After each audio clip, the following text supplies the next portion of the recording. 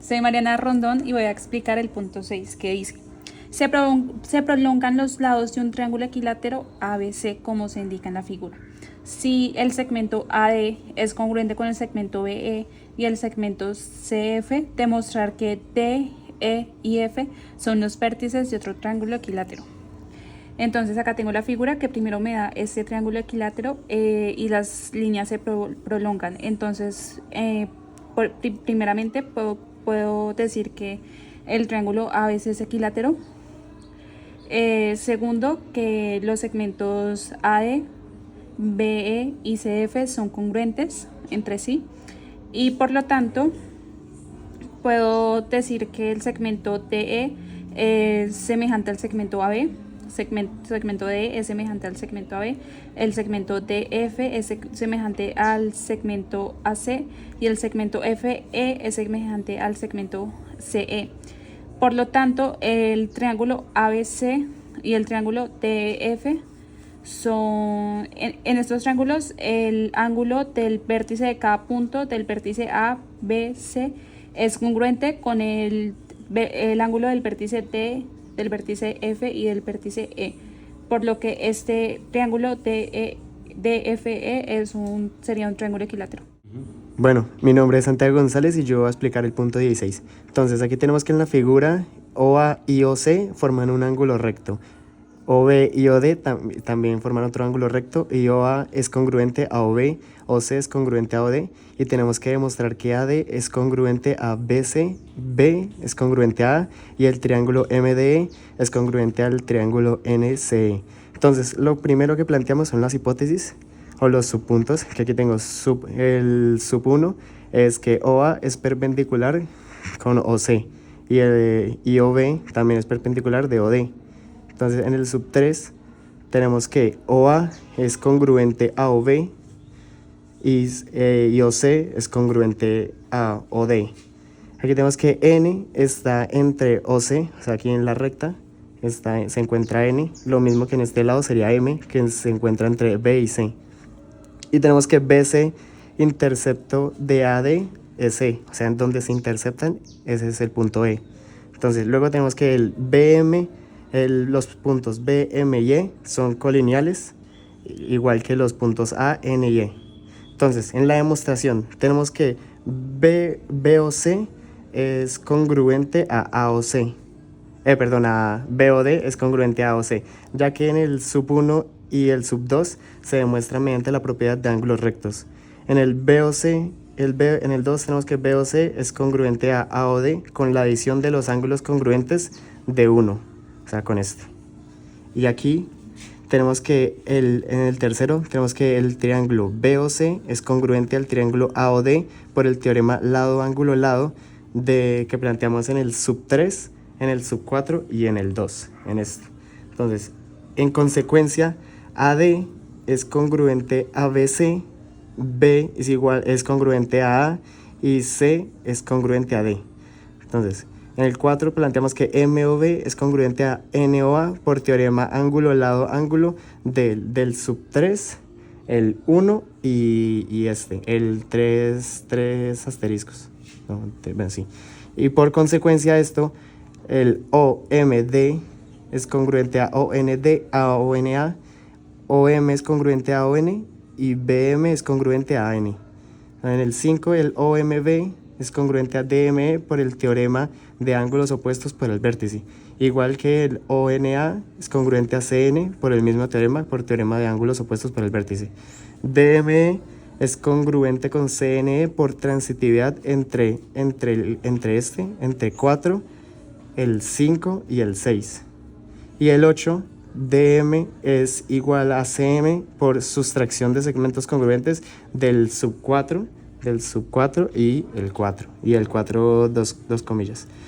Y para terminar en el último, tenemos que el triángulo ya para la demostración, que es el triángulo DME, es igual al triángulo CNE por el teorema ángulo-lado-ángulo del 3 punticos, y el 8 y el 7.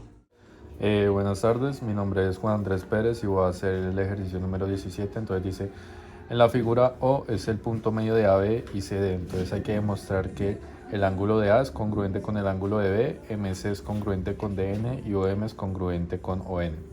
Entonces primero, mediante la hipótesis, empezamos a relacionar diferentes puntos. Entonces decimos que la línea de AB es el conjunto de la línea de CD, que es igual a O. Entonces, como sub 2, O es el punto medio de AB y de CD. Como sub 3, O está entre M y N. Como sub 4, M está entre AC. Y como sub 5, N está entre D y B. Entonces, ya para empezar con la demostración, por el primer paso por el que decidí empezar, es diciendo que OA es congruente con OB de sub 2. Ya que para hacer la demostración empecé basándome en la hipótesis que construí, que es lo que nos ofrece la gráfica. Entonces, OA es congruente con OB de sub 2 mediante la definición de punto medio. Como segundo punto, escogí que OC es congruente con OD de sub 2 mediante la definición de punto medio otra vez. Entonces, como tal, ya AOC es congruente con DOB de sub 2 por el teorema de ángulos opuestos por el vértice, ya que O se considera en estos triángulos como el vértice. Entonces ya empezamos con el planteamiento como tal, que el triángulo AOC es congruente con el triángulo DOB por el teorema lado-ángulo-lado de los tres puntos planteados anteriormente. En consecuencia de esto, el ángulo A es congruente con el ángulo B, el ángulo C es congruente con el ángulo D y la línea AC es congruente con la línea DB, generando subpuntos del punto 4. El siguiente punto a escoger, que fue el 5, fue que MOC es congruente con DON de sub 2 y sub 3 por el teorema de ángulos opuestos por el vértice, que decía que O es el punto medio de AB y de CD y que O está entre M y N. Ya como tal, en el 6, el triángulo MOC es congruente con el triángulo DON por el teorema ángulo-lado-ángulo. Eso quiere decir del subpunto de 4, del segundo y del quinto.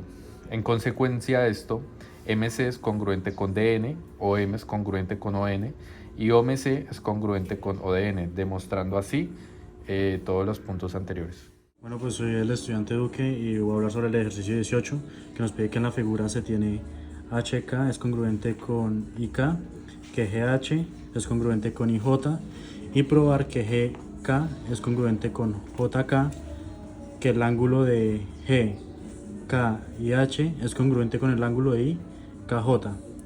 Acá planteé el ejercicio de cada uno de los puntos. Esto GK es congruente con JK, que el ángulo de G es congruente con el ángulo de J, que el ángulo de G, K y H es congruente con el ángulo de J, K, I. Por el teorema ángulo-lado-ángulo, el triángulo G, K y H es congruente con el triángulo JK, JK, I. Entonces, GH es congruente con IJ y KI es congruente con KJ. Entonces note que GI es igual a HI más GH y que JH es igual que HI más IJ.